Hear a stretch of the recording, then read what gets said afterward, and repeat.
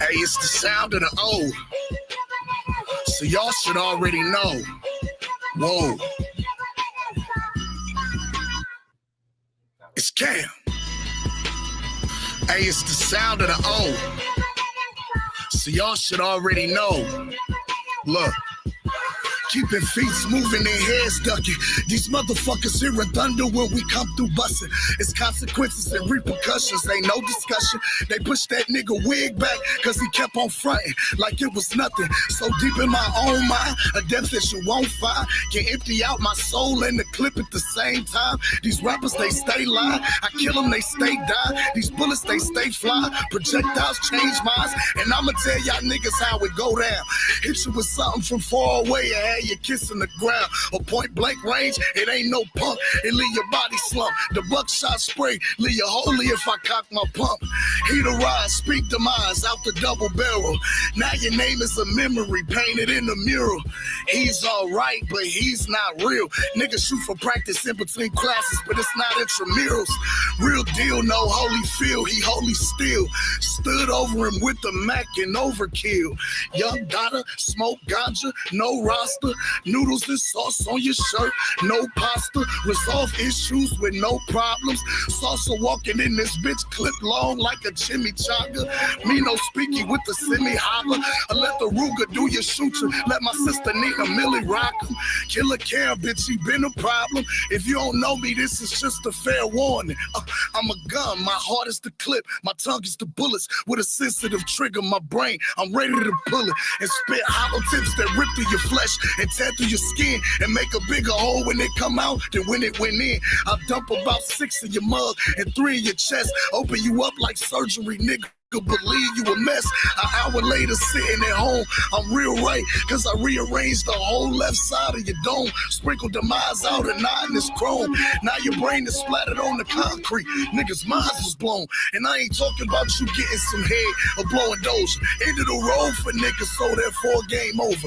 Left you missing. Jane Doe slumped off in the expedition. He didn't Molotov the body, left it swimming with the fishes. So they do the autopsy and they check the dental records. They don't know who it is, but I'm in the crib playing checkers with my kids in the middle of the living room. They never found the one who sent you to the upper room thinking you a goon, nigga. We're going to get to it real quick, man. We're going to recap the Blair joint, but just give me a second. Let me roll up. We're going to get right.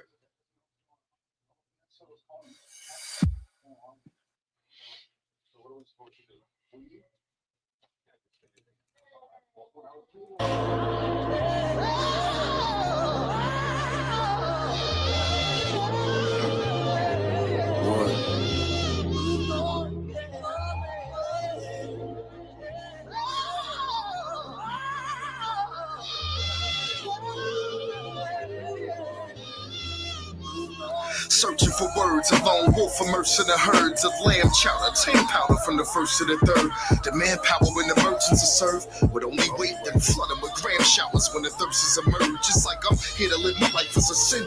I'm only human in class, the only student, so I'm writing within. No need for pen, no need for piece of paper. I need a wind, I need the weed and vapor. Leaf flouted in Anita Baker. Annihilation after hibernation. Hunger pains after the gyrations, praying under condensation. The thunder came amongst the sod of Satan. The sun is changing and the flies blazing patient and my time is racing. And I rely on intuition, but we stand in a demand and our supply is insufficient. What we do, expand the grams and cut the ties within the vision. What that bring, hand in hand, split enterprising was the mission. There's a jungle in the streets outside, no man is safe. Hundreds of police outside, we can't escape, we dying. Can't relate, but we trying and can't erase. Forgive and not forgive, that we strive and stand with fate, but it's hard. I write my life in every single song. If you relate, then you can sing along. Strive and stand with fate, but it's hard. I write my life in every single song. If you relate, then you can sing along. Oh my God. You see that Jonesy motherfucker that just ran out of here? That's real paper right there. That's real clientele. Try 800. There's something wrong with your shoulders or something.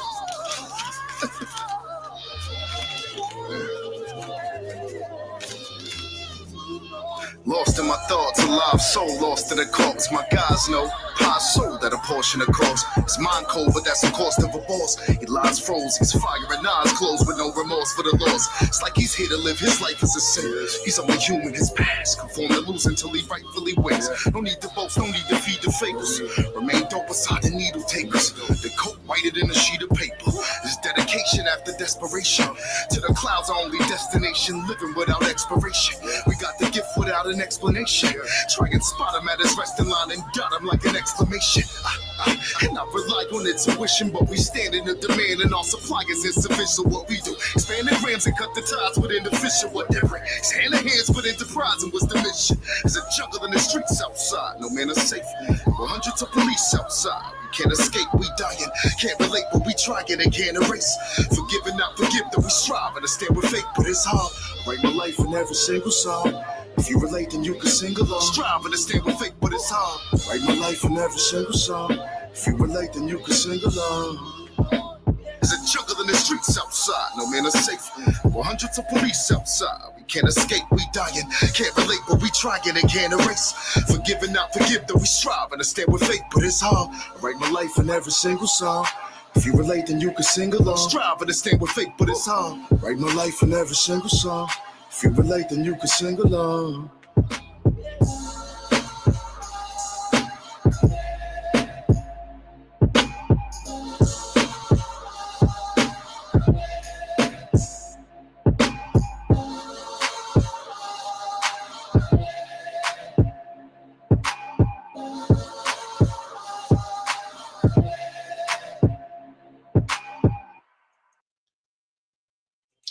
So we here. Last night we had fun. We're gonna recap a little bit of it. We had some fun last night. And I'm if you missed it, the Blair The Flair recap. So give me a second. We're gonna tune it up.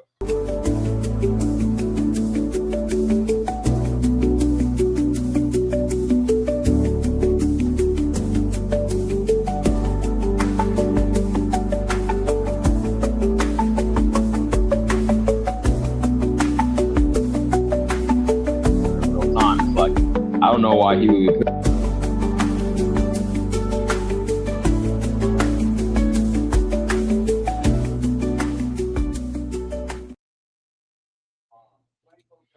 So last night, well, usually if you know me, I usually do I try to keep under 2 hours. But last night we ran a little bit over 4 hours. But we're gonna recap when I just was like, yo, let me see if I can hit Blair, have him pull up real quick, join the conversation. So if you missed it last night, we're gonna show you real quick. We was having a little bit of good time, so here we go. The nature of his father being like, I don't want to say overbearing, but his personality takes up the room, right? So maybe he's just still, as a young man, not even 30, mind you that, still just trying to find his. I be telling you, right. you be like, all right, I'm fuck with you. I be telling you, whether you care about it like that or not, you gotta check it out in that 15 to 20 minute where you got nothing to do stage. You gotta go check out the behind the scenes, because they don't do it like how they did it with Floyd and them with the 24/7 and the all access. You gotta go check out the behind the scenes when it pop up on your YouTube. Stay into it, be on your phone, and see that Bomac is pushing Eubank like he motherfucking Bud Crawford. Okay, I do gotta peep that. I got you. Hey, I'm just gonna say this. Cook, bro. Cook, bro, nigga. Cook. I don't see no problem with yards training, to be honest with you, man. Y'all only gonna go but so far. The man had like a limited amateur background. The man got guts. He shows up. Whether he wins or loses, he shows up. You know what I'm saying? And he gave two top motherfuckers the hardest, you know what I'm saying, one of the hardest matches they ever been in. Like, he gave the Turbiev a hard-ass match before, you know what I'm saying, he faded. He damn near got fucking Copeland out of it. But Turbia, And the fact of the matter, he did his thing. And I can't really put on a coach. And I know I said with Bomac with what's your name? Eubank, but Eubank ain't world class. I don't care if he got Bomac in his corner or not. That man ain't never gonna be world class. With Bomac. When he beat Callum Smith, he looked world class. Nah, you talking about his brother. Look, he was, check this out. When he lost to that same dude, when he lost to Liam Smith, he was whooping Liam Smith ass until he got caught. He was with that cornerback part. It's the bad part. He was with Roy Jones Jr. at that time, right? I know, but I'm saying he was whooping Liam Smith ass until he got caught. Like literally, he was whooping Smith ass already. He was. Here's the thing. When he got with Bomac, he did the same thing, but he ended up. I'm saying like some fighters you can have the best trainers for some fighters, and they just won't. It's just not going to work for that fighter. You know what I'm saying? But he not. No, that's true. Not Adrian Broner. He listened. Like, I don't know if you like. Again, I gotta watch this shit. Like, I can't watch regular TV shows. I watch this shit because even though I'm not monetized, I create real content. And 20, 30 years from now, they're going to know that we gave them the truth over here. Oh, yeah. Let's go. So yeah, let me skip along to right before Blair pull up. It's like, yeah, few minutes, boom, right here. Right before Blair pull up. And here we go.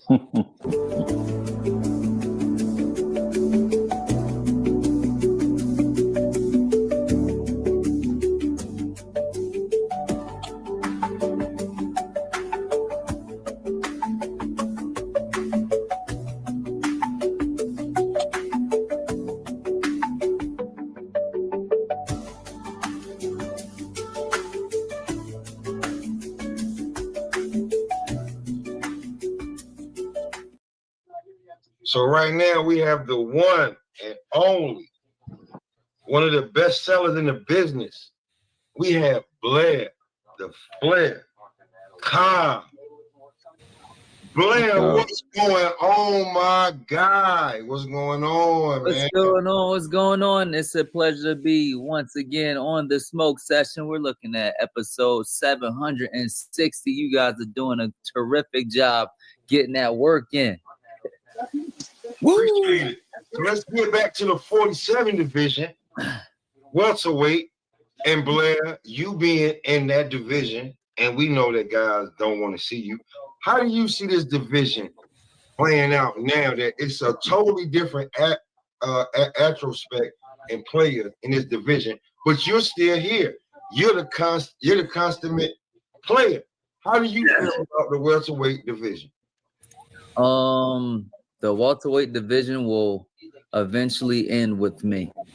In the end, there will be a time where all fighters will have to face me.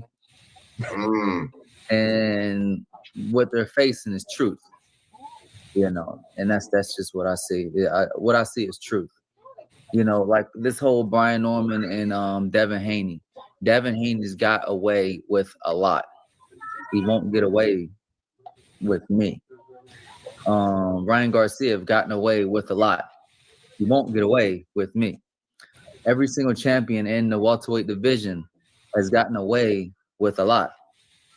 They won't get away from me. And that's what I see. As far as right now, they have the Devin Haney and Brian Norman fight. Brian Norman don't have a chance. That's the reason why Devin Haney took the fight in the first place. Cowardly. Wow. Cowardly. He was just a coward. He took the easiest road, and that's just what it is. I don't feel that way. I feel like he took the toughest road. And I told Blair that, but that's how he feel. And it was his time. So this is how we're gonna rock it out. You know what I'm saying? He's the fighter. He has the inside scoop of how he feels. So We'll see, but I definitely think Brian Norman Jr. will win this fight. And the easiest road was Brian Norman. Why? Because Brian Norman has no actual long range weapons at his disposal. His jab is not that great. Nothing that he has is actually good enough to keep Devin Haney from piling on points. I'm gonna tell you something else too. Let a fighter go. You don't gotta have the same.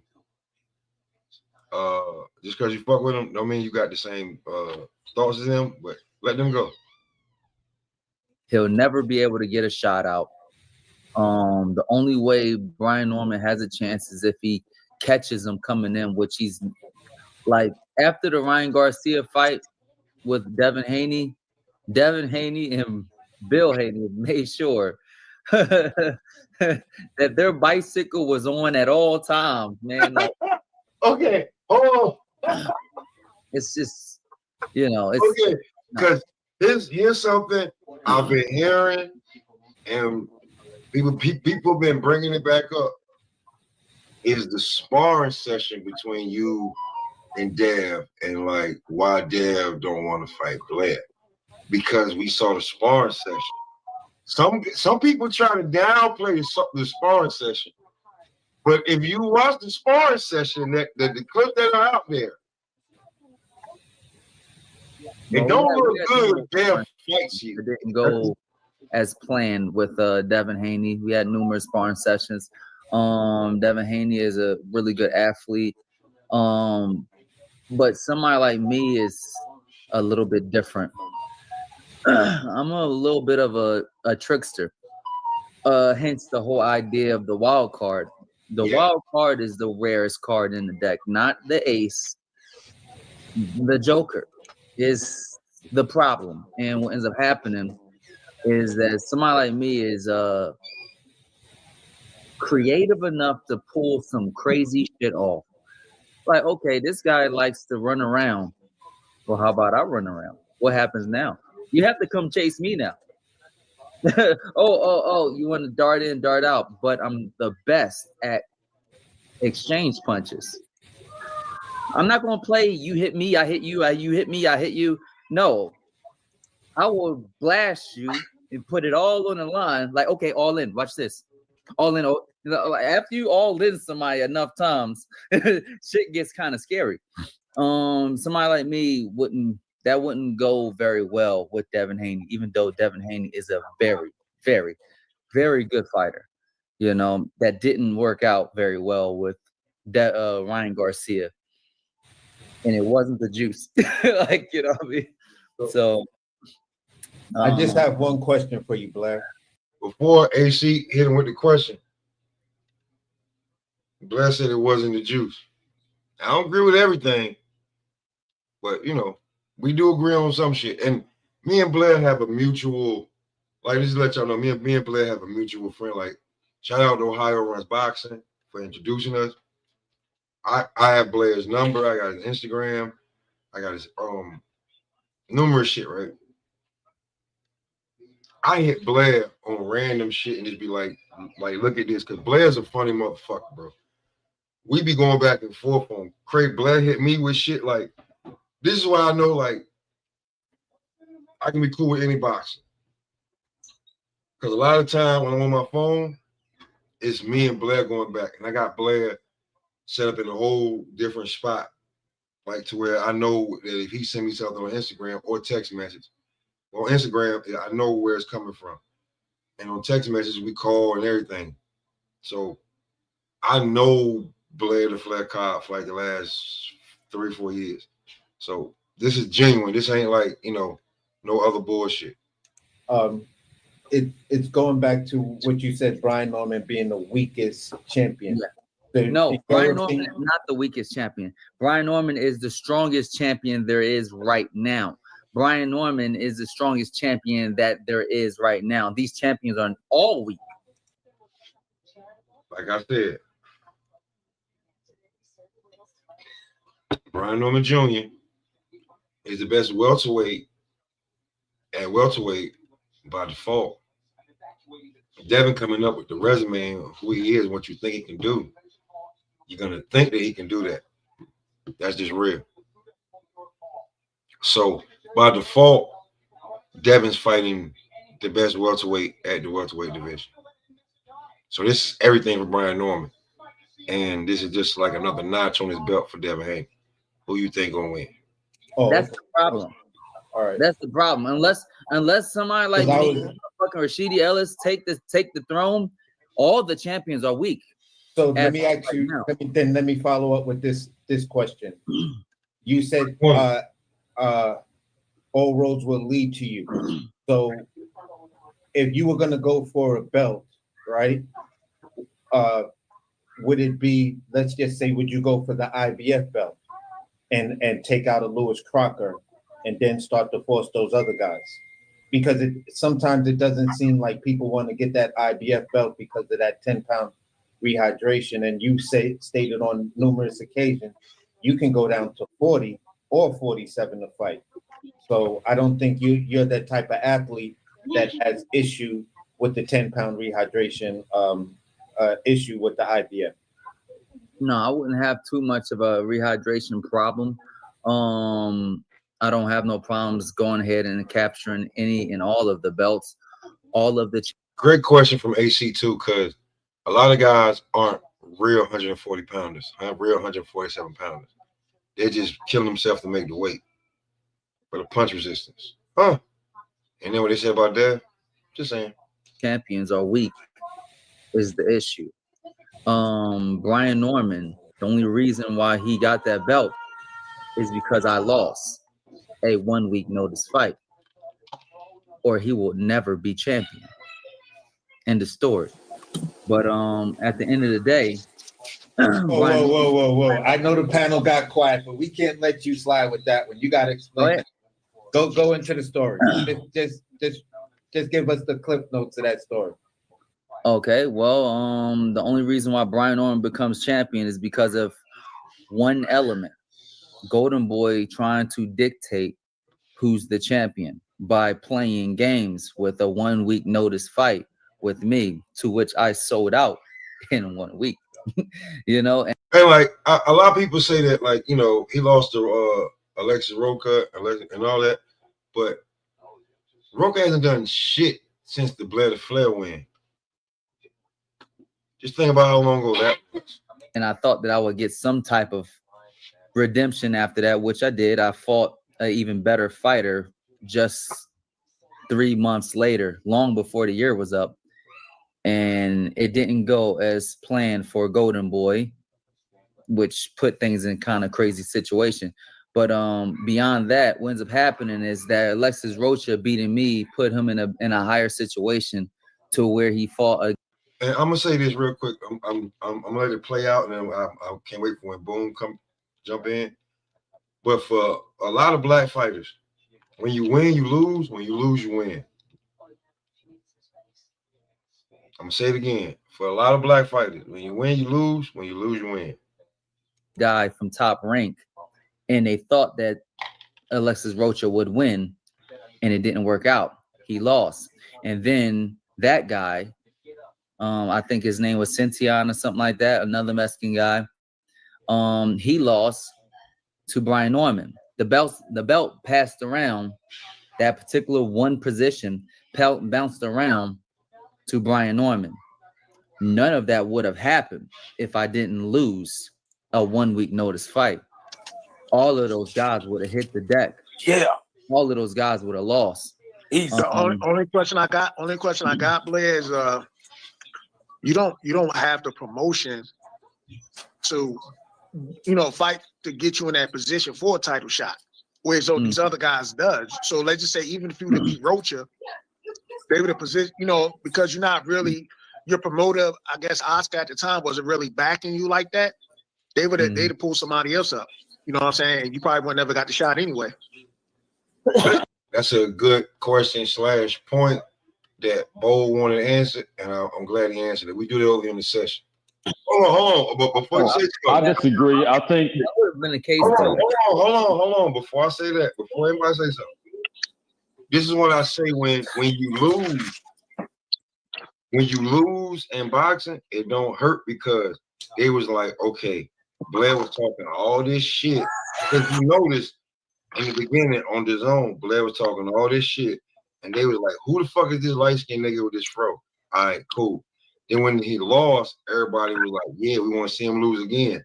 When he beat Hooker, they shelved him for 2 years. Then he had to fight for a year to get off. Got off, and then he got the AB fight. So since he got the AB fight, I didn't get not one fight after that Maurice Hooker fight. After the Maurice Hooker fight, which was only 3 months after the Alexis Rocha fight, it was a very fast bounce back. It scared everyone. It scared Golden Boy. It scared Alexis Rocha. I looked straight in his face after that. It's like he's scared to try it again. You know, I got a different train. That's what I'm saying. Like, you gotta be careful with like how you look at like, okay, Rocha needed a fight. They hit Blair. Hey, 3 weeks later, Blair playing with his kids. They don't tell him and like what he doing. Hey, you want this fight? We're gonna give you this, that, and third. Hell, you never take the goddamn fight because I'm like you motherfuckers already had a fight almost a year before that. Like so, like it was. You know what I'm saying? So but you know how the business works though, right? They're gonna push certain fighters. You know what I'm saying? It's only certain fighters they're gonna want to push. Like they still pushing Ryan Garcia regardless of all the shit he done. They already positioned. Hey, Blair. What I'm saying though, bro. What I'm saying is that 3 weeks, like it was a fight that had a whole card and everything, main fight and everything. Something happened with him. And then within 3 weeks, you got, hey, Blair, you gonna take the fight? That's what I'm saying. They didn't really care for Blair. They just trying to use him as a downfall. You know what I'm saying? Yeah. I got a quick question for Blair. I've been chilling. Blair, shout out to you. You the first. I was just saying to Pop, you the first active pro boxer I ever chopped it up with. So salute to you. You know what I mean? You're a man of the people, and I appreciate that. But I want you to dig a little deeper on the Norman Haney situation. Like you saying Norman, and I feel kind of bad because my heart is with Haney, but my head is with Norman. I got a little bread on Norman. But basically, I want you to break down why you don't think Norman has any tools. Like, okay, what is going to be Haney's biggest advantage that Norman can't counter? You know what I mean? Basically, that's my question. Okay, how about this? Norman does not have extremely fast feet. He's not extremely agile. It's not like he's going to catch up to Devin Haney. Okay, he's always going to be fighting behind him. Okay, I don't know if you know enough about Brian Norman, but let's just put it like this. I've seen Brian Norman hit the deck. He hits the deck with straight punches, long range punching. Why? Because he's not great at long range. So the thing is, Brian Norman can't fight. Can't fight if the fight is at long range. Long range is everything with your hands and like keeping your punches long, straight, precise. And if most of his weapons, his good weapons are uppercuts and hooks.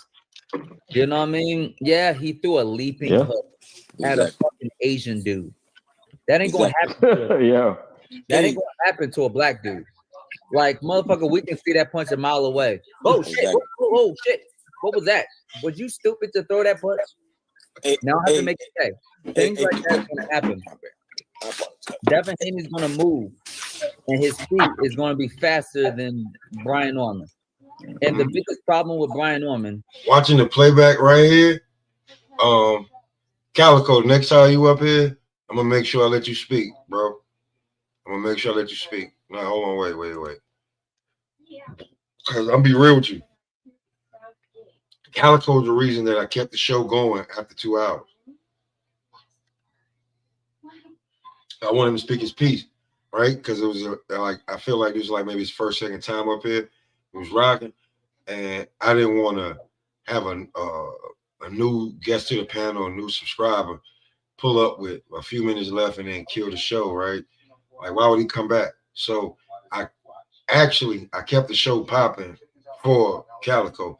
But Calico, I'm sorry that I didn't like because you were trying to speak for at least a good 3 to 4 or 5 minutes and then just kept going. I'm gonna make sure I regulate that next time. Is that Brian Norman has no real long-range weapons outside boxing. Compete. And the only way that you can compete with somebody like Devin Haney is moving and making him come forward. And then also being extremely good at something that I'm great at, which is exchange punches. You can't counter a fucking person that's great at exchange punches. They're exchange punches. You throw a punch, oh, I'm going right with you. Boom. Oh, you want to play? All in. All in. Oh, now you're scared. Now you're scared. I got your money now, don't I? That's how you play.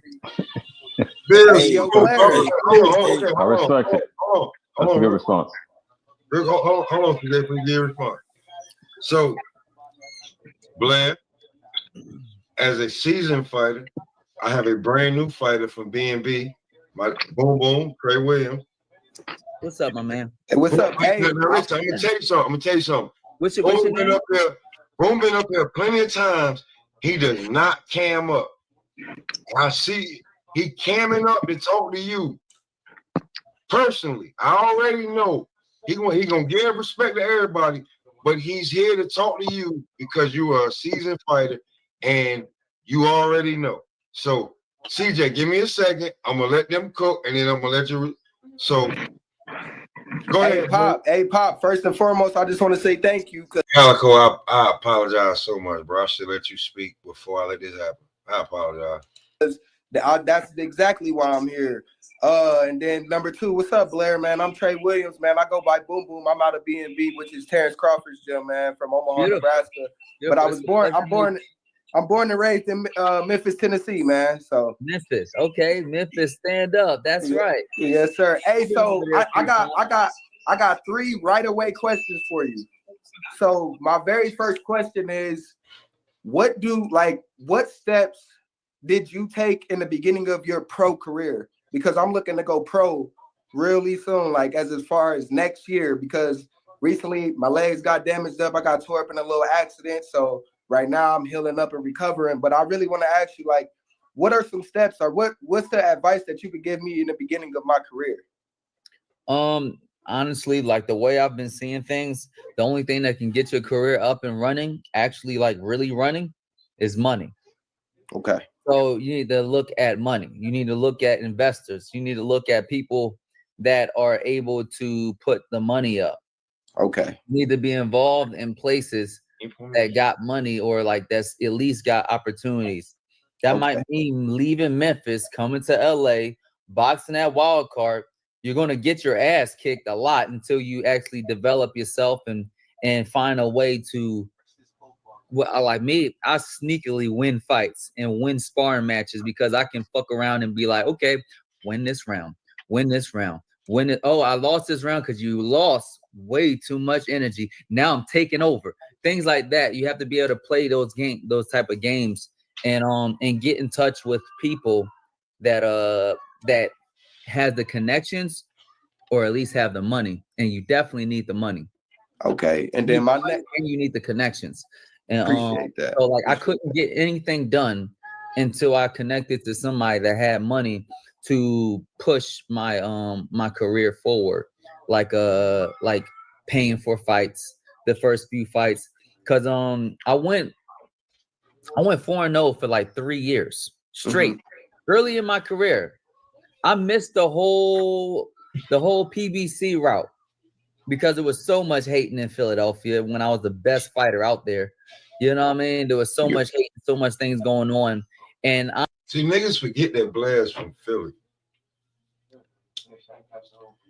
Niggas forget that Blair's from Philly because he went to where it would work for him. Niggas forget that Blair's from Philly because he's not your typical Philadelphia nigga where he gonna do this and do that. No, he's what you call eccentric. He has a different type of damn, like, Blair either has braids or he has his fro out and he rocks his fro. And since he's light skinned, it seems like there's a problem. If he was dark skinned rocking his fro, they'd be like, yeah, there's black power. But since he's light skinned with it, is like, who is this nigga? I'm a wild card that's coming out of nowhere. My family's locked up. Like they don't even know where I come from because I'm hiding. I'm hiding my past because my father is a kingpin drug dealer. Go back and check. If you're now fucking with me, but just go through the catalog and check when Blair was up there and check every time Blair been up there. Nah, we get into it. It's mutual. You know what I'm saying? So like I had to do a whole lot of things to hide my past. Right. You know what I mean? Like, and first of all, my past wouldn't make sense anyways. I coming from Mexico. I was living in Beverly Hills. What the fuck am I doing in Philly? I was boxing in New York. What the fuck am I doing? Nobody knows. They just know that this motherfucker is kicking everybody's ass. Word. And good pair of hands is not going to get you there. Word. The only way that's going to get you there is money and power. Right now, we have a guy, what do you call it? Jake Paul. That's getting very far with just money. He's not shit. It's not like he had like he didn't have 10 that's money. Right. You know what I'm saying? But that's what happened. So everything is about money. Okay. And then sometimes I think the best route is to create wealth for yourself as a influencer. Okay. You have to develop yourself as an influencer, maybe start doing some acting gigs. It's going to be a big grind, a very, very big grind to get to a position of power. You know? Okay. Now I just spoke to Boom before I did this live. Acting gigs. I just want y'all to just let y'all know what if you speak to Boom, you speak to Cam, you know what I'm saying? You'll know what's up. Okay. And my next question is a real like serious question. What do you do? Like, okay, so like say like you're in camp or like you just training regularly. How do you treat the mental aspect with the sport of boxing? Like, do you get where I'm going with it? Like, you know what I mean? Like mentally, because that's the part that I struggle with the most. Like, bro, I'm never nervous for a fight. I'm never having a hard ass training camp unless it's a mental issue that I'm having. So I'm asking you, like, how do you control your mental? You know what I mean? Like, how do you control that? Or like, what is your answer for that type deal? Yeah, because Blair, I just want like wrong color. He got knockouts in the amateurs with all the headgear and everything. Like motherfuckers, he hit one motherfucker and he was like, I don't know if he fight no more.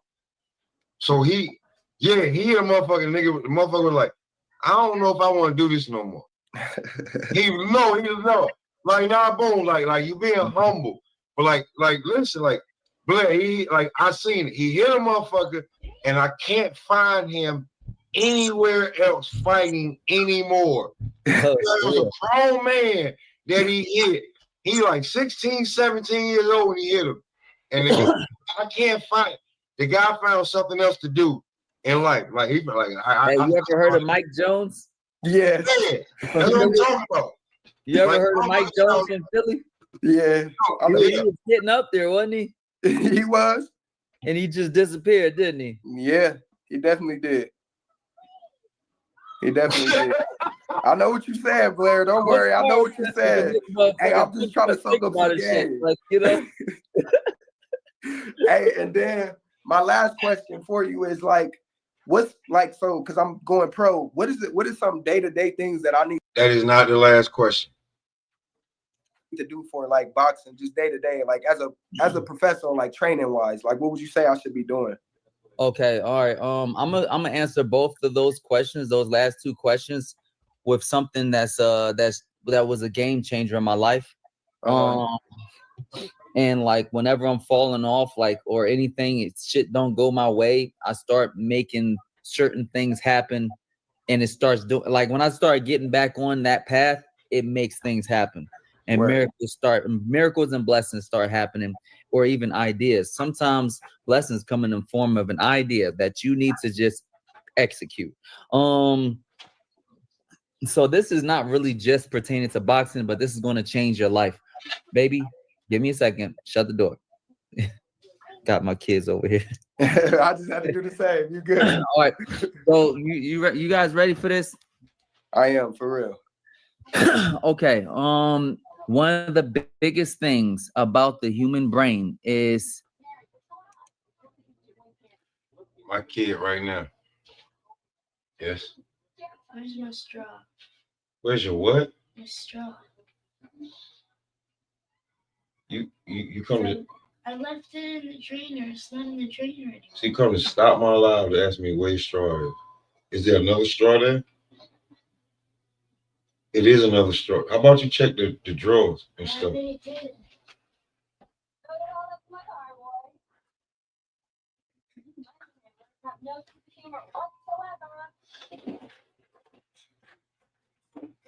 She could give a damn about what I'm doing.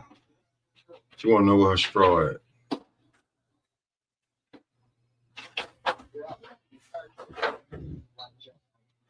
Anyway, back to what Blair about to say. Consistency. Consistency is everything. In order to put yourself in a mind state of abundance, in order to put your mind state in a position of finding that miracle, putting yourself in that miracle making position. One, getting closer to God. Two, staying consistent with God in everything that is. So what I do is I create these what do you call them? Rituals. Okay. All right. I create a ritual, and you have to have a consistent ritual in the morning and in the night. Okay. What do you do to set the day? What do you do to set the day? Now I'm gonna break down the ritual in the morning, which is very similar to the one at night. In the morning, I wake up and pray immediately. I don't care what God you praying to. I'm praying to Jesus, or better known as Yahshua. That's his real name, and I pray to a black God. You know what I'm saying? The original OG. But like what we do is this: I pray to God, and that's the gratitude part. Then I move into the motivation part, where I'm watching a motivational tape. I'm getting myself encouraged to do the very next thing that's going to happen. The very next stage is the visualization, where I'm visualizing everything that I want to happen. You know what I mean? Everything that I want to happen, I'm visualizing the end goal. Sometimes the end goal ain't nowhere near where you at. I'm visualizing like private jets. I'm visualizing like millions of dollars. I'm visualizing the possibility of like trying to work to get to $1 billion. I'm working towards bigger and better things, like in my visualization. And I imagine the small and particular things of how it feels, how it smells, how it tastes, how the taste of my woman's lips. You know what I mean? This is my wife. You know what I'm saying? I'm not playing games with like concubines and all that stuff. Kissing my wife in the morning with a cup of coffee. I'm visualizing these things, whether I got it or not. You know what I'm saying? I'm visualizing rolling up to the gym and one of the most luxurious like Lamborghinis. You know what I'm saying? Why? Because I don't like Ferrari. Like it's just things like that. You know what I mean? I'm visualizing these things specifically. The break. Hold on, real quick, Blair. Hold on, real quick. Everybody on the chat, everybody on the panel. Do y'all have Blair's Instagram? I do. Yeah, I'm actually I'm not tapped in. I gotta be real. I should be, but no, I'm not tapped in with his IG. I think I subscribed to your page. I don't know if you still got your YouTube page up and running, but I subscribed to that like years ago. Oh yeah, I'm starting to put out some more content. Actually, I'm going to be getting some content done this today. Actually, that's going to be pushing out for every Wednesday, and I'm going to start putting out a whole lot of content each week to give you guys some more content and just give you guys the flair. Yeah, I mean the flair of excitement, boxing, the flair for excitement for UFC, the flair for excitement in fighting. Hell, let's talk about the Hey, let me ask you this real quick, Blair. Blair, what is your IG handle? I'm Chuck DiBiase on Instagram. How can I find you? Oh yeah, you can just you can find me on Blair The Flair. IG is just Blair The Flair with no space. all lowercase. All right, we're gonna do it right now. Okay, so CJ, okay, Calico, are you subscribed? Do you know Blair The Flair Instagram? Where if you don't know, he just told you. Yeah, I've been rocking with Blair for a long time. Oh, so it's okay. So Calico know, like when I see my phone, I'm like, oh, what Blair just dropped? Trying to tell you, I don't give a damn. Hey, bro, I probably seen every interview you ever did, bro. Real talk. Hey, Blair, can I keep it P real quick, man? Just real gangster with you. You know, I was a big fan. I still am, because the fight over. But you know what fight you hurt me? The Broner fight? No. What? Maurice Hooker. Oh, damn. Oh, my God. I'm like, damn, but hey, big respect to you. Big respect to you. I put a song on that, man. That's crazy. man. But hey, so what's some day-to-day things that you would give me, like ideas or advice that you would give me as a pro, though, just before, you know, this gym that I'm saying is everything. So you go through this motion every single day. Right. It's every single day as a ritual. You try to not like wake up to clicking on your phone, which I sometimes do. We all fall victim of like, oh shit, let me check the Instagram. Oh shit, let me check this shorty. Like, oh shit, what my baby mama saying? I need this. Man, I hate this chick. So we gotta stop doing that. Basically, you know what I'm saying? Right. We have to start controlling our mind, and like, in our conscious mind can sit like constantly putting our thing. I'm gonna tell y'all something right now. While Blair's talking to Bone, right? And my wife can tell you this right now. I got a problem. Like, I'm an old head, but I'm still doing the same shit Bone doing as a young nigga. Like, I will pick my hair out, and then all of a sudden, I catch myself twisting it, knowing that I ain't about to get no dreads or no twist. That's where the shit get funny at. Things out so our subconscious mind can do it. So in the morning, I'm waking up with a ritual, and I'm going to sleep with a ritual. And throughout the day, I'm amped up, energized. Shout out to Dow Mood, the energy drink company that's my sponsor, and also a terrific company just to get a part of. But so in the morning, I'm going through stages every morning. Every morning, I take a time. I wake up early, and I take time to focus my mind. So in the morning, I'm waking up with the first thing, prayer. That's the gratitude part. The second thing is motivation. Motivation, encouragement to believe what you are going to do next, which is visualize the impossible.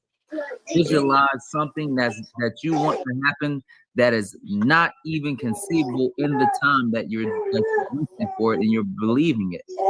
It's happening. Everything is happening. Yeah, affirmations. Yeah, that's the affirmations and all that stuff. The visualization is very specific based, so you have to specifically visualize. This right here. You know, I visualized this fight a long time ago. This was like a whole year back.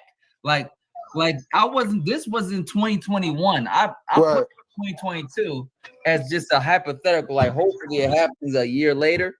We're talking about a year later, but it didn't happen until years later. But this actually happened. You know, I was in Malibu. Like, I'm actually talking about the people that's selling his house right now. You know what I mean? All of this stuff that's happening, it's just happening. You understand me? So making sure that you have that consistent thing, that's consistent ritual every morning and every night. Every night I do the exact same thing, but in the opposite direction, following up at the very end, doing my prayer, knockout. Don't play no games with your subconscious mind. Right. And hey, I just want to tell you, man, before I let you go ahead and cook, and everybody else, man, I really appreciate you. You know, before I was injured, I was running 6 miles every other day, because I have my WBC shirt hanged up every day, because that's my goal. I want that belt. I'll go get any other belt after I get the green strap. I want that one first. So I just want to tell you, a lot of running though. Be careful with that. I will. I definitely will. Cut that shit in half. Okay, definitely. Definitely. And then one more thing I want to say is just thank you, man. I definitely appreciate you. Pop, thank you. Definitely appreciate the moment and letting me ask questions and whatnot. But man, this is just a hell of a moment for me, for real, man. Because nephew, what I tell you, nephew, what I tell you, for real, it's a hell of a moment because, man, Blair, I ain't never a young fighter with all the pitfalls and sidetracks trying to break into boxing. And if you go check Boom out in the amateurs, before he had the baby, and I say this plenty times again, I never knock when a child like you like very rarely is there a playing child, but Boom had everything lined up for him to be next in line. Well, one of the ones definitely coming out of B&B and being at home.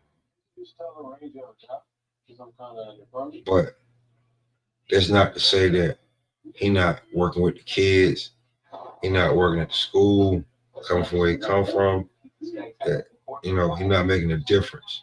Not just making the money, but he making a difference. Hands-on style. But he does love boxing. So this was great just for him to be able to, you know, outside of B&B gym to speak to another fighter. And I told him we was going to do this. thought I'd run into you, especially not here. So this is dope, man. Nephew, I appreciate what I tell you, nephew? What I tell you, nephew? What I tell you, nephew? Hey, Blair, I'm going to DM you. My name on Instagram is Boom Boom. Okay. No, matter of fact, it's not. It's Trey_Williams. So I'm gonna DM you. Hey, spoke to her earlier. They already conversating, so my work is done. I don't need no percentage. I don't need no nothing. If anything happen, if they spar whatever, I don't need nothing. My work is done.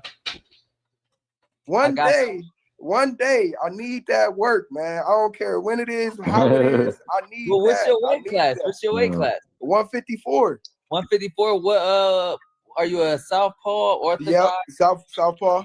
Southpaw. Okay. All right. What style do you think would best fit you? Are you aggressive? And from New Era Boxing and Best TV, Ellis versus Cobbs is a good squabble. Set it up. That's more than a good squabble. Is it a major fight? No, but would you, if you knew what you was doing, would you put on a major card? Ellis versus Cobbs, definitely on the undercard. That'll definitely keep everybody watching. Or you like a passive fighter that's more of that's for me and you to find out, Blair. We gotta see the ring, baby. We gotta get in there and dance. Well, the thing is, because like I gotta be able to fit you into the like actual camp. I like right now. Okay, what I do is I try to like fit, like cater, like have any person that's like in my camp. I try to make sure that it caters to the overall status of who we're trying to fight. I mean, well, I'm definitely. I'll put it to you like this. I can switch it. I'm definitely aggressive, but I don't know. I like to just go in there and fight my fight realistic. You know. What up, Bo? How you feel? How you feel watching yourself, real quick? You know what I'm saying? Cause man, it's a blessing. It's definitely an honor, and I just I appreciate moments like this because it let me know the support real. You feel me? So. Definitely very appreciative of this. This was a nice little cool joint. Just like because you know I usually do the 2-hour joint, but we ran this shit on for like 6 hours. And I'm gonna be real with you. When Blair pulled up, I knew you was like watching. I knew you was like laying around like what Pop doing. But when you seen Blair pulled up, you was like, oh, word. I know you was like, nah. Pop was like, he ain't hit nobody, but. He did say, hey, Blair in here. Word.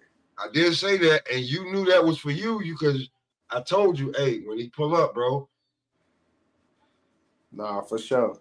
So when you got to ask your questions, like nobody, like everybody had questions for Blair, but nobody got mad because it was box on box. So it was. I'm real with you. Somebody jumped on and tagged their whole little YouTube channel to my live. I'm not gonna lie to you. Word. Like a nigga I don't know.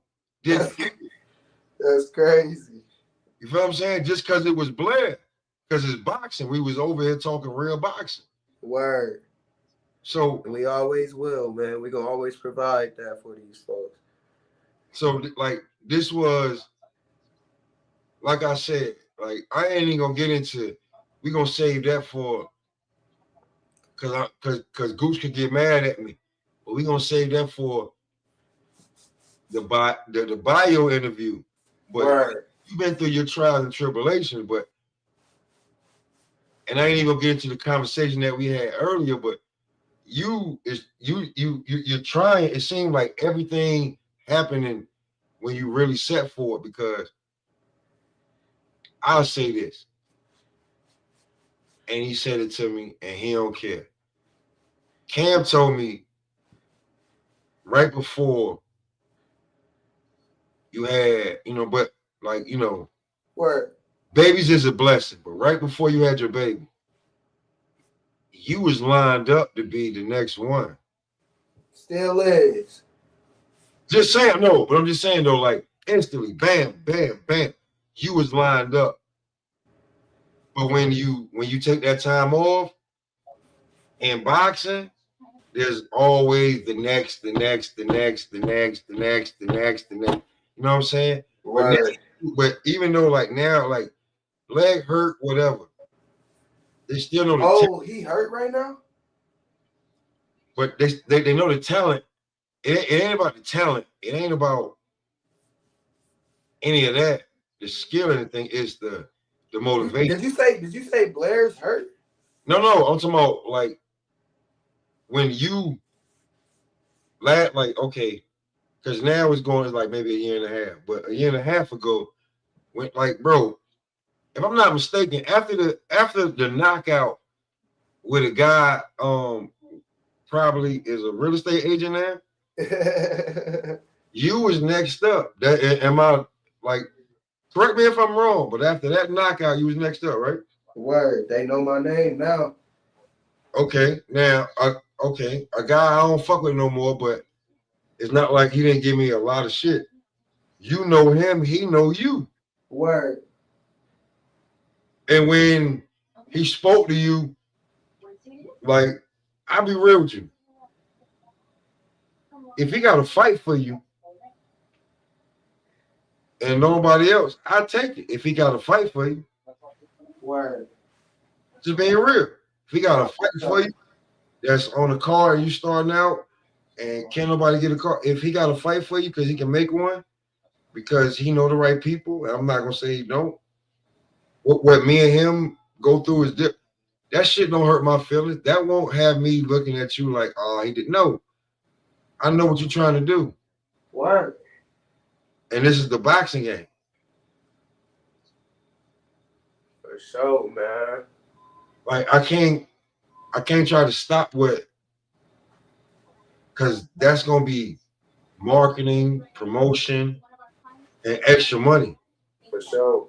So how am I knock that? Be like, nah, you should wait until I can get this real quick. And then they definitely gonna be talking about this. Like, yeah, we can get you in there. Word. No, that's not what we do over here. For sure. That's not what we do.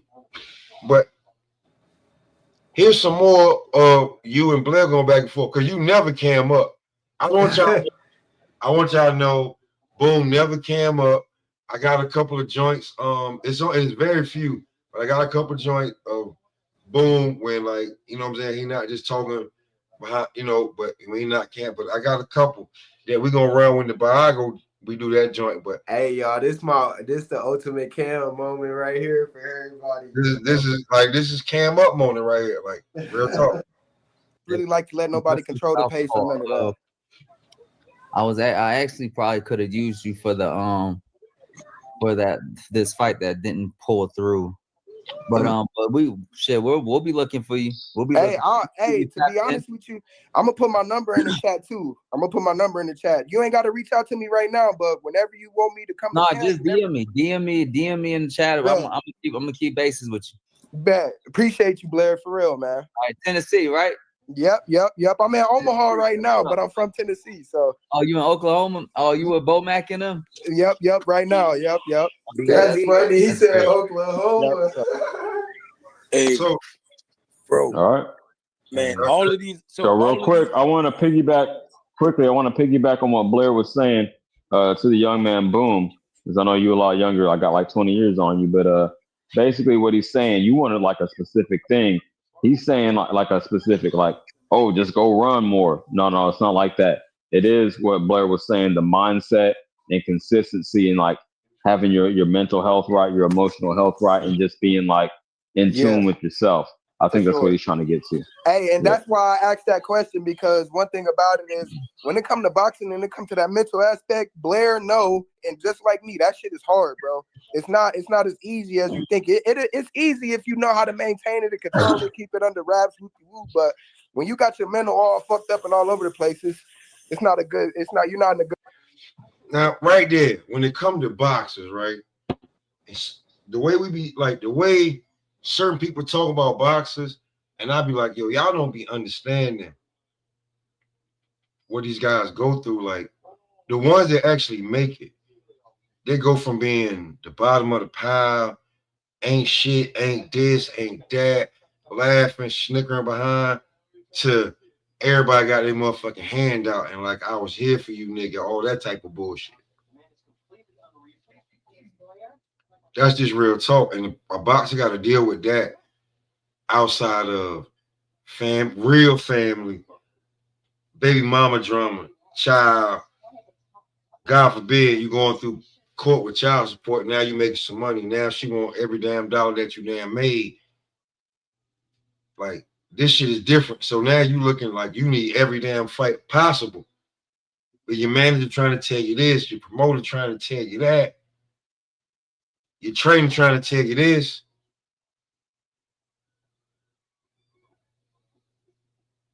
This shit ain't a game. That's why they say you don't play boxing. So when you got a chance to boom, you fucking boom. Word. Just saying. Like, word. When you got I'm gonna have to come back though, because dude, like I said, this tablet is crazy. So let me hop off and get on my computer real quick, y'all. I'm gonna be right back. Yeah. Listen, man, when you got a boom, you boom, bro. You take that because there's no retirement fund, there's no 401k in boxing. Is live as you go with this shit, and the money that you make off of it, when you making money, make sure you do smart investments with that money, or you're gonna end up like a nigga on the street. Facts. Spot, especially with the sport of boxing. So that's definitely why I asked that question, man. Absolutely, because one of the worst things about boxing is that, like, you gotta box and focus on fighting an actual human being, and all the plans and strategies in the world. But guess what? That person that's fighting you has got all the plans and strategies in the world. You gotta be good with God. You gotta be good with the universe. You need all the power in the world, and then you need yourself to be balanced mentally, spiritually, and emotionally. And I had to find that perfect balance. Like, I'm one of the very few people out there that's actually talking and actually walking. Like, there's a lot of people that talk a lot, but they don't actually believe in themselves. You know, like when it comes to like the end of the line and like their back is against the rope, they're not taking those fights that's possibly going to get them in deep water. They're talking like they want it, but they don't really want it. You know what I'm saying? Like, and not to mention the way promoters move fighters and manage fighters. Like, let's put it like this. They're trying to get us all riled up for a fight between Virgil Ortiz and Jaron Ennis, to which neither one of them have ever been tested at all. People like me that's been through enough bullshit. But when we chase these guys, they try to push us away. The thing is, we need to see the test. We don't know anything about these guys. We don't really know who the hell Jaron Ennis or Virgil Ortiz is, but yet they're supposed to be a star. What? Because you said so? We need to be better with that when it comes to the people, the fans, and the overall decency of the sport. You know, so like that's just one thing right there. And like, so very few people are like me that just can come out of nowhere and say all of these things. I have to have something that's either broken or really good in my head in order to make that happen. No, Blair, because your name comes up like when the guys create content and they say and they try to say shit, when your name pops up, they try to dismiss you so quickly, but you can't. Like, you understand? Like, so how do you feel about that when they just try to just like dismiss your name, but people who know like, even if you think Blair is a pushover, whatever, you know he's gonna sell the fight, and you know that he's gonna make it bigger than whatever you thought. So, what's the problem with fighting Blair? Really, true. The real problem is the fact that the element of surprise. Nobody knows what I'm capable of. Every single fight, they thought I was gonna lose. They thought it'd at least be like more a back and forth, and then it gets slaughtered completely out. Like that stuff doesn't happen, which creates a whole lot of fear.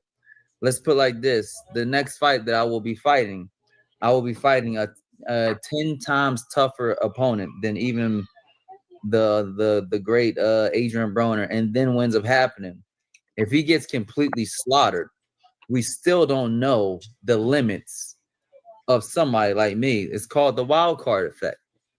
So we have the element of I don't know what the fucking expect.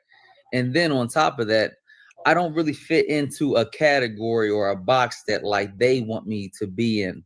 You know, I'm not like a fucking just like the most ratchet ass nigga, just pushing off all kinds of bullshit.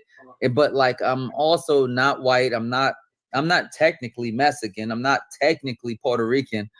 I'm in my own little field of just pure entertainment. But honestly, people kind of need that because the sport is dying because of our differences, because we are so divided, the country, the people. Yeah. And somebody like me has the elements that can create that bridge of divide.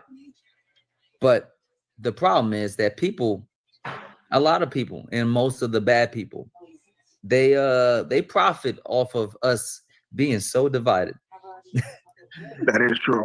So obviously, that's very true. That's very true, Blair. I don't mean to cut you off. Go ahead, Chad. Boxing is being conquered, but it's being conquered with the internal works of us being divided when we can't afford to be.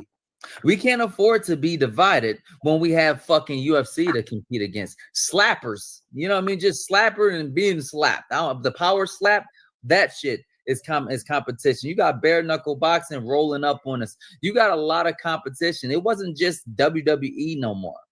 We're not in the age of just like, oh yeah, the only competition is WWE, or better known as WWF and all that stuff, and in the professional wrestling world. You know what I mean? Now we're dealing with a whole lot of other entities that are fighting for the right of world's greatest and fighting for the entertainment of a whole lot of people of the world.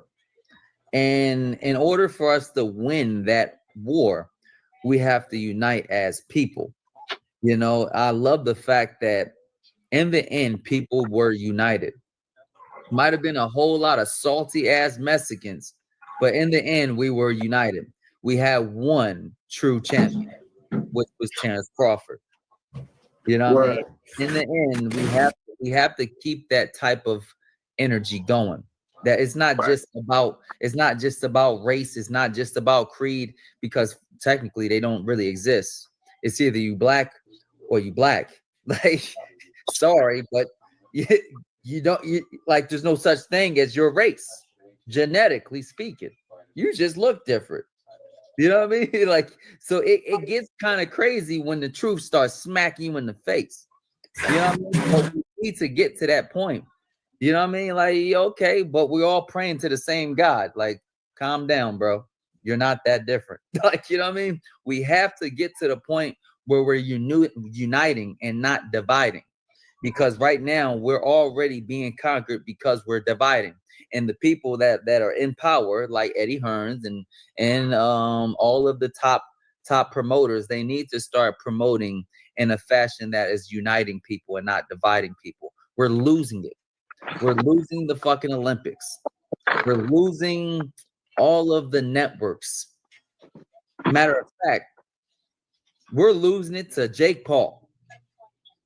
I ain't mad at it, but I think 1976, we did not see this one coming. I'm just saying. Yeah, no. Hey, Blair, one question for you. One, and I know you're probably tired of it, but just one. Hey, what's your career fight like that you would say is your favorite fight? I want to go back and watch your favorite fight from your perspective. So tell me your favorite fight from your career this far.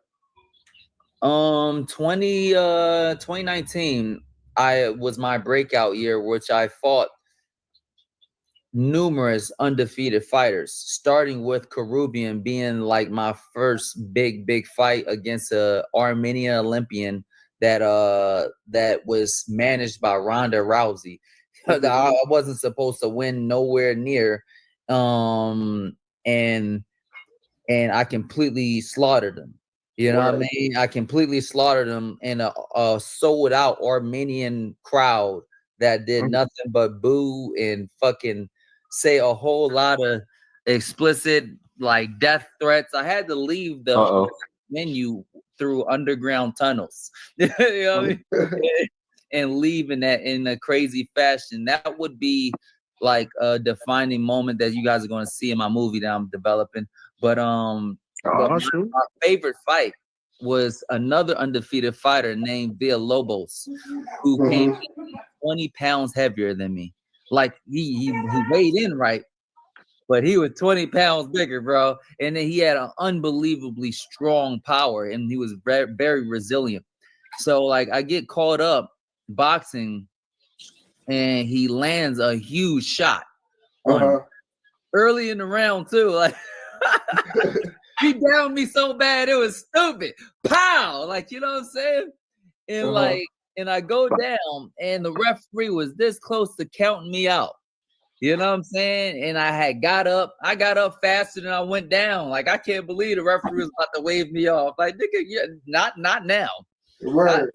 I've done did way too much to die now. Like, you know, in that specific time. Word. All right, I get up, I survived the round through just like hard grit. Like I'm running around and then just throwing punches. You know what I mean? Just still getting hit by the same shit. Pow, pow, pow. Like, fuck it.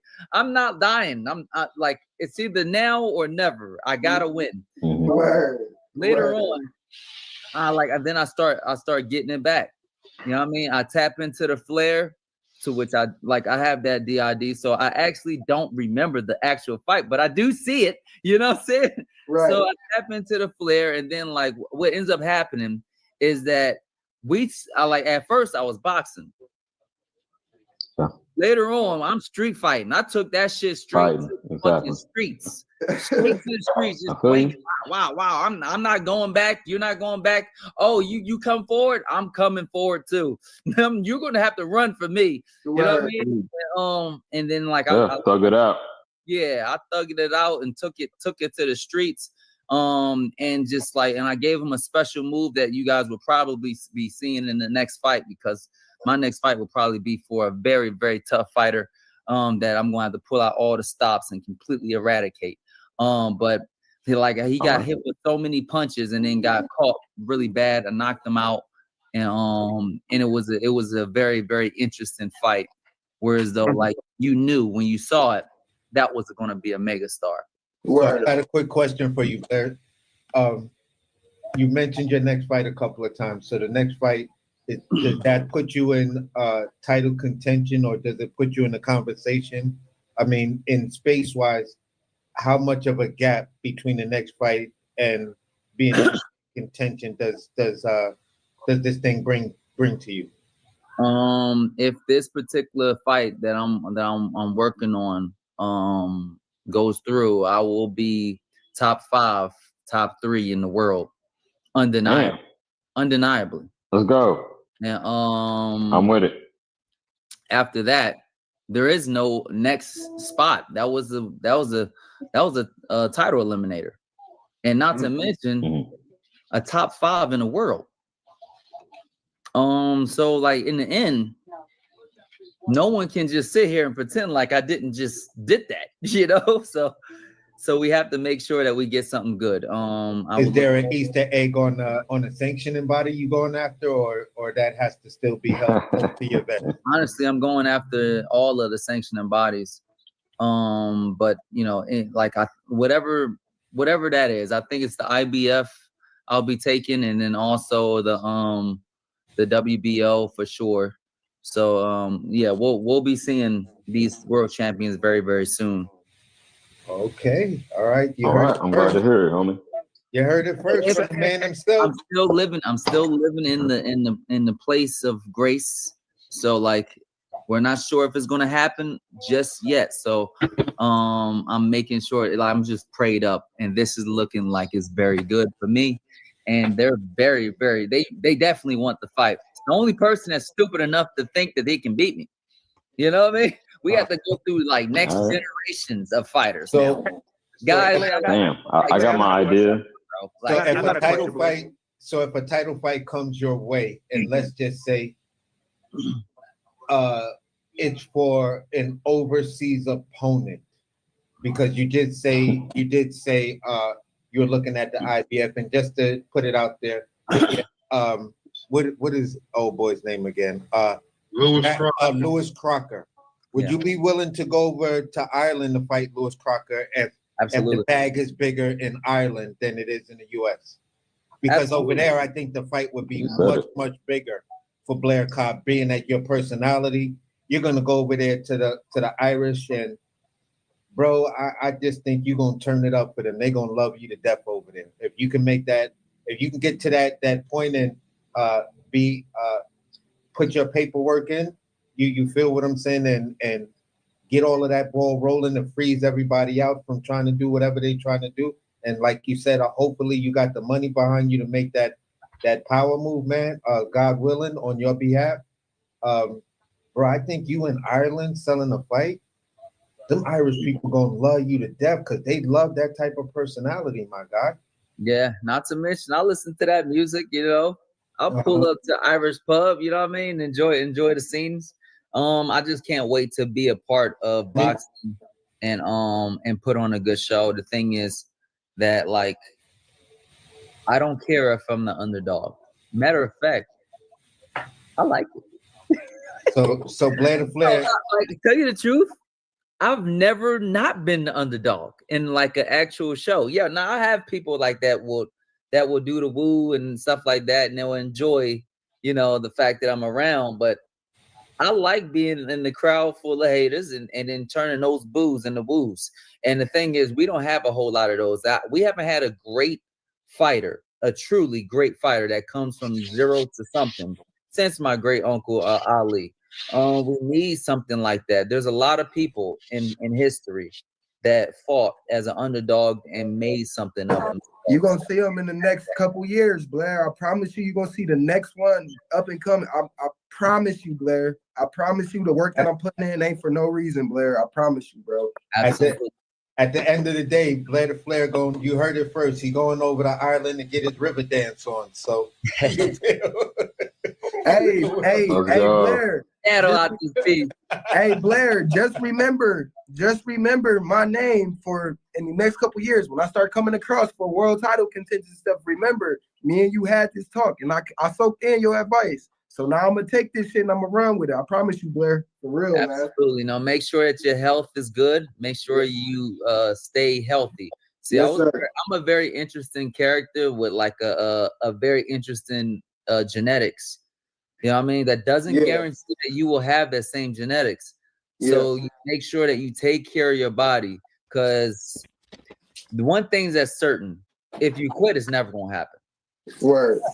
If there's another thing that's certain too, if you don't stop, there's not too many things that can hold back a consistent moving object. Like you're gonna, if you keep pounding at it, eventually you're gonna be knocking at those doors that are higher than ever before.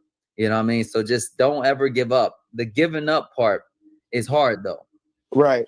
But that's the biggest test. The biggest test is getting through those dark days and those dark nights. Everybody's gonna call you, is gonna be like, man, like, yo, you need to just get this shit up. Like, yo, you've been doing this shit for how long? Damn, you went 3 years without a fight. Like, bro, you've been 4-0 for 3 years. Well, like, bro, just get a job. Word. Oh, damn, bro. Like, it's been 2 years. It's been 2 years you've been talking about this Maurice Hooker fight, bro. You need to just get a job. Right. You know what I mean? Oh, damn, man, yo. Adrian Broner was like long gone. Word. We're done. We're done thinking about you. You're right. That's how they talk for real. That's literally That's how they talk. Like, oh, don't think Blair. Listen, I be hitting Blair. Don't think Blair don't be knowing. I be like, yo, Blair.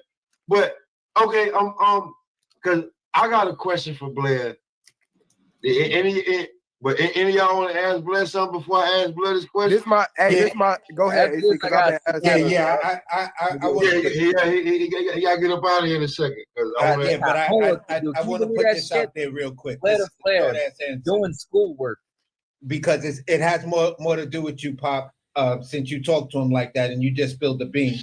Pop, when you gonna give me and Blair the opportunity to talk about his dealings in the stock market? Because we tried to have that conversation so I could let people know the other side of Blair, the financial guy, the guy that's doing other things besides boxing, to let young fighters know, even though you're in boxing, always still have your plan B, plan C, plan D ready, because shit ain't promised. So that's all I wanted to say, Pop. When you gonna get me and this man this opportunity to talk about this stuff? Man, I gotta get Blair here when he got time. He got the babies right now. Yeah, November. Hey, Blair, I definitely just refollowed you so you could see me, and then I definitely DM'd you so that way you know it's me. And then other than that, man, good luck the rest of the way. I'm wishing you nothing but the best. And yeah, man, keep going, keep doing your thing, keep being great, keep being yourself, most importantly. And you know I'm following, I'm watching. So AC, I literally hit Blair like me and Blair were talking, like we always talking, and I hit him. He was like, "You still live?" I called him like, "Yo, yeah, I'm still live, yo, bro. Can you pull up?" Because I got Boom. Like I know Boom watching, and he wants to talk to a boxer and know how it really is like that. And when you making moves like that, that's like, you know what I'm saying? So I literally hit Blair for that. But you want to talk about Blair? You want to give him a little bit of the financial side of how you keep it going before I ask you my question? But yeah, go ahead. Honestly, one of the biggest blessings in boxing when it comes, when it comes to financial things, like it's just like this. You just have to have faith. You have to pray every single day and look out for the opportunities that might come. I got like a big sponsor that pays bills and things like that while I'm on this. Like it's a road that you have to take to become a positive trader. There ain't no shortcuts. This shit is just like boxing. Maybe not as bad though. Because at least in trading, at least there's 7 to 8% of all traders that ever become profitable and become like that successful professional trader. So honestly, it's just like all the other percentages of that didn't make it is just because, one, they might have some mental problems. Like if you're mentally just not okay, like you deal with anxiety that's through the roof, you're probably not good for it. Or like you quit. 90% of those people are quitting. You know what I'm saying? The other small percentage is just because they're like, they don't have it mentally. You know what I mean? It just never was. But that's way better than what the fuck I'm doing right now. Look, let me tell you where I'm at right now. In order to be me, we have to get to understand the percentage.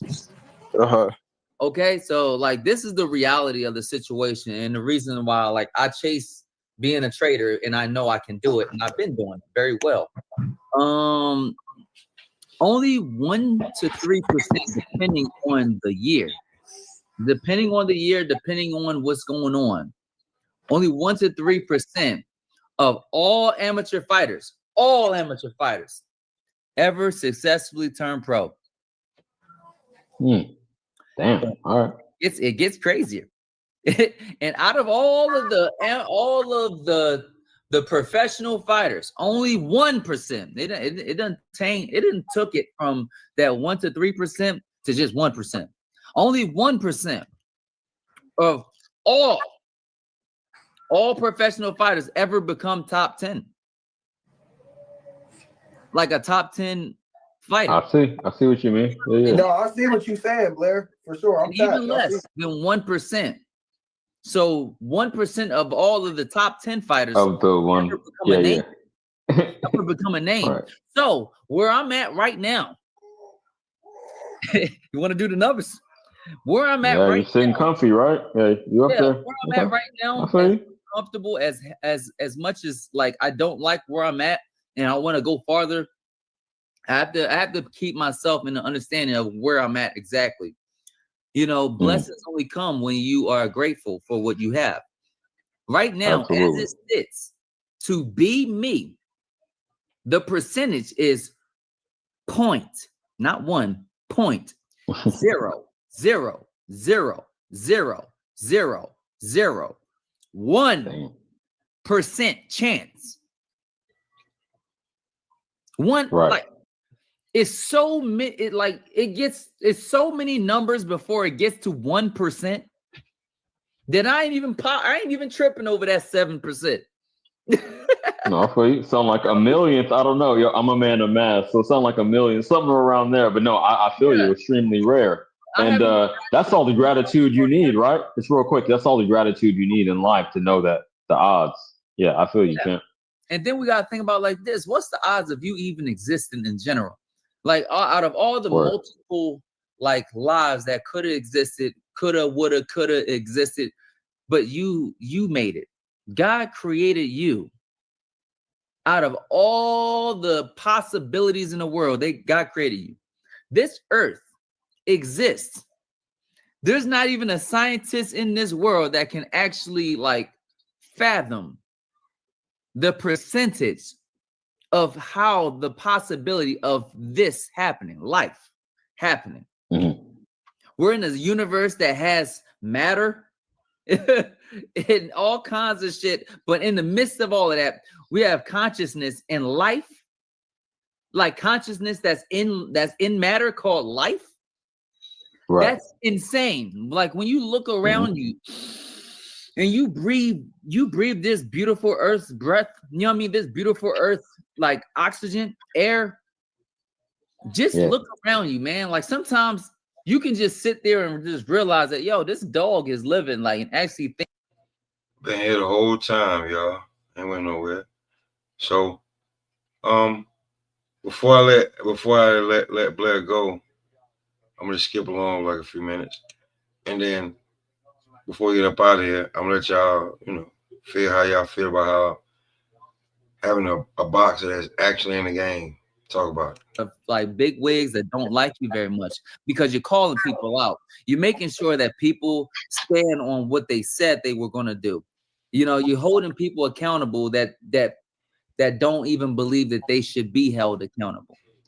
You know, you're calling fighters out on their BS. You're doing certain things that causes a lot of conflict, but in the end is for the greater good of the sport, the people's champion. Word. Hey, have that.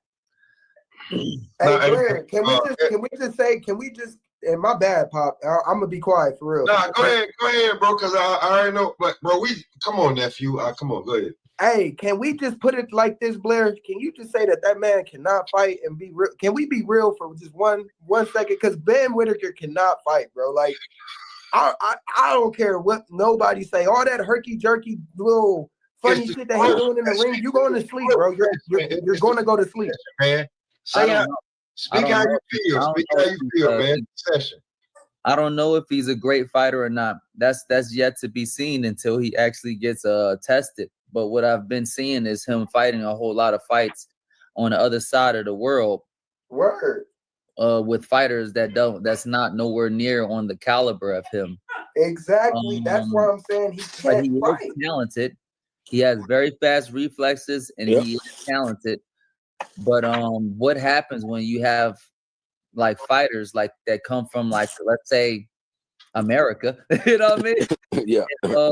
And they do something that holds him accountable for the things that he does. Like, yeah, he can do all that slipping when there's a slow fighter that's very easily to see all his movements. What happens when he does a feint?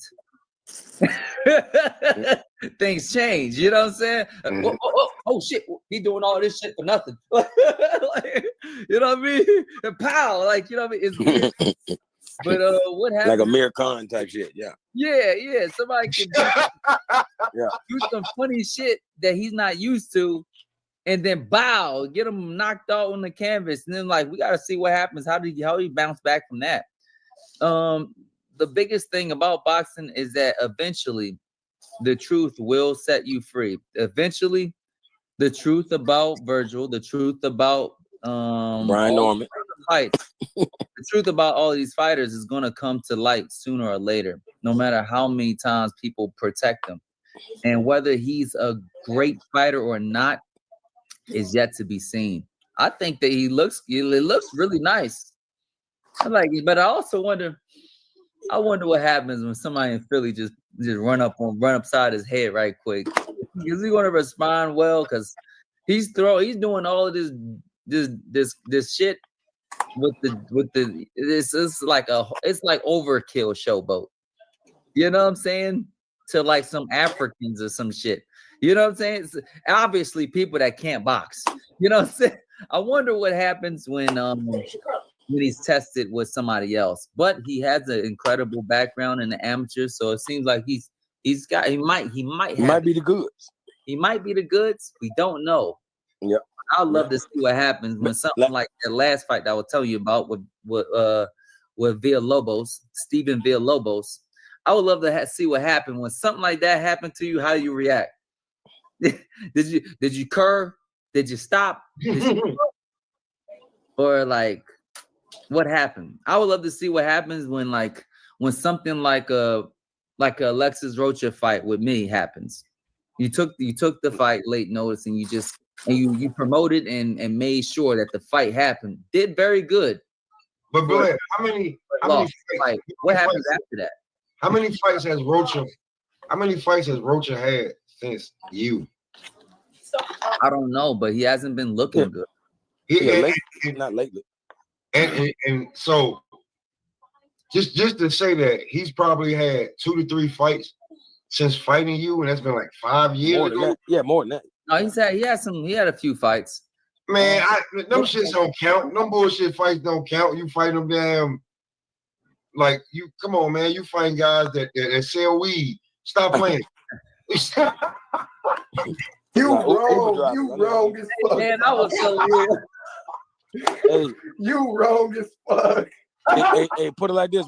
Hey, when I think about Brian Norman Jr. opponents in his career, could y'all imagine if Blair Cobbs would have fought all of those opponents? No. Hey, like Blair Cobbs versus Sasaki? Oh man, that would have been crazy. Man, knockout of the year, first round. I'm Cali, Sacramento right now. I'm from the Bay Area. I'm in Sacramento. Oh, yeah. Bay Area. Oh, that's up there, man. I'm from the town, man. I'm from Oakland. Pull up to the Bay Area. That's crazy. That's a long ways, you know. No. Just to pull up on on the chat. The time frame is a little. Oh, right. Yeah. Yeah, you I'm know, saying an interview or whatever you want to do. You know what I mean? We tapped in. I just started my channel. Jokes, man. You guys got some jokes? Because I'm starting my YouTube page too. Almost definitely. Okay, absolutely, man. Yeah, we're gonna start chopping it up and cracking some jokes on like the latest knockouts and the most trending slap outs and shit like that. We want to keep things funky. You know what I'm saying? Blair, me and you go back. I like that. Now, see, this is what I be trying to tell y'all, man. Boxers are they niggas from the streets, man. Me and Blair, I be seeing that Blair shit. Blair be like, yo, I know Blair be like, this nigga here. So yeah. Like, I'm just telling y'all, like, listen, man, be like, don't be too surprised that if you say something and Blair be like, nah, I know who you is. I seen you. Nah, like, yeah, like you may like if you like I fuck with Blair, or you say some shit just trying to get a laugh because some content. Nah, Blair, nah. Blair seen you. He saw you. He on the chilling circuit. We around here. Just saying, so yeah. I'm all about the jokes, man. I'm all about it. So before I let Blair get up out of here, we keep cooking on boxing, man. Y'all got anybody got anything to say, man? I said my piece, man. I said mine for sure. So. All right, I'm good. Anybody else got anything for Blair to get up out of here, man? Other than that you know what it is when you talk to a boxer.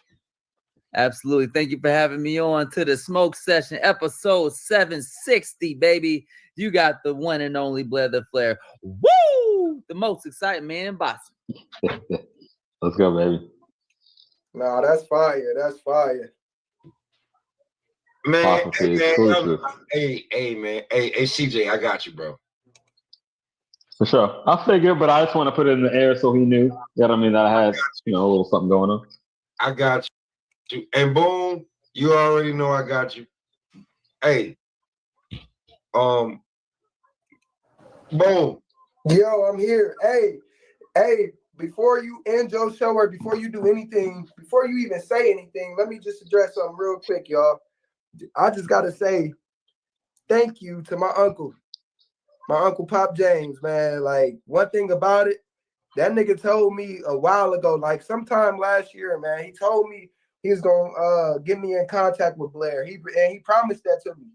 And today that happened to come true. So I just got to shout him out and just be thankful and grateful and just be appreciative that God got these kind of people around me. My team, just everybody that's involved with me or around and supporting me with boxing, dude. This is big for me right now because that shit right there is motivating. You know what I mean? And all I'm gonna say is because I'm trying not to choke up, man. So I apologize, but it's just I'm going through something right now, real rough, where I'm not fighting. So for God to make that happen, this is big for me, at least. So just want to say thank you, man. I really, really appreciate you. Bro, I had no problem. I had no problem letting you being on my channel. I had no problem letting everybody let's fall back and letting you know what I'm saying?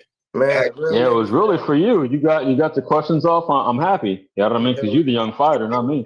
Hell yeah. No, I just want to say I appreciate all y'all and just everybody that's involved with my career, man. Because like I said, moments like this, everybody don't get these moments. So for me, that's big, man. This is a moment for me where I'm actually happy about that. So we got to rock out. We got to watch a young fighter and a seasoned fighter, and a seasoned fighter get a young fighter game.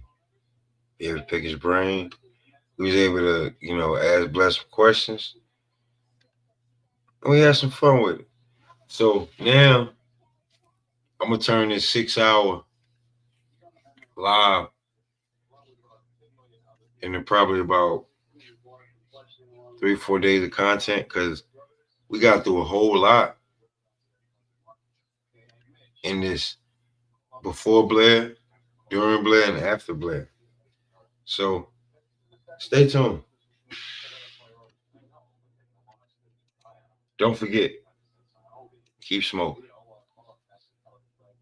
And definitely Do not let that smoke go over your head.